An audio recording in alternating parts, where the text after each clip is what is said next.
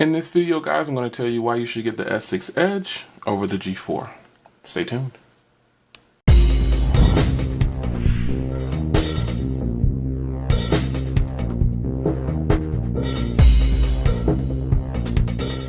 Okay guys, welcome back to another video. So in this video I'm going to tell you why I think you should get the S6 Edge over the G4. And if you haven't seen my video on the G4 over the S6 Edge, please check that out. I'll leave a link in the description. So here we go. One thing about the S6 Edge is the size of the phone. The size of this phone can go into any pocket, probably with any case. It is super small, and you can see the footprint compared to this one. I can fit the S6 Edge inside of the G4. And it has a 5.1-inch display, and that's definitely why. But the way this phone is built, it slopes off at the edges to about 3-point-something millimeters, 9, I guess. And it is very, very, very, very sleek. This is a very sexy device. It looks very, very nice on top of it being a small device with a 5.1-inch display. This device can go into any pocket, back pocket, purse, wherever you're putting it at. It's gonna fit and it'll go in very nicely. Very beautiful device either. That's another thing I wanted to point out, that this device looks a heck of a lot better than the G4. The G4 is sticking with the slab type design, which is perfectly fine, but I like the look of the S6 Edge because it comes in all these different colors, and it comes in 2 variants actually. You can either get an S6 if you don't like the Edge and save money, or you can get the S6 Edge. But I went with the Edge this time around for this video because the Edge is very sleek. So the size of this device is very appealing, and more appealing to more customers because most people want to have a small device with a big screen, and you can get it right here. Next, I'm going to talk about the processing power behind the S6 Edge because it flies. Now, the G4 has a hexa-core and this has an octa-core, which is 6 and 8. So that's going to be the reason that this flies when you're using it. I haven't experienced any lag with this device at all. TouchWiz is actually really fast on here, and I'm pretty excited that I get to use a nice lightweight TouchWiz. They should call this TouchWiz Lite. Because it really shows. The processor behind this really pushes the new TouchWiz, and it does a very good job. Next is the screen resolution.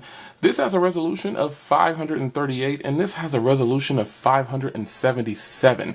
That is a high pixel count, and you can really see the difference when you're watching videos or just doing regular things and look at the color reproduction on the icons. It just really pops. It pops. And it really looks good. So the screen resolution on here and the screen itself is so super sharp. It is just crystal clear. Look at this. This is beautiful. The G4 is set to 53%, and the S6 Edge is set to auto. So if I turn off auto, look at how it looks even at the lower setting. You see how nice that screen is? It is beautiful.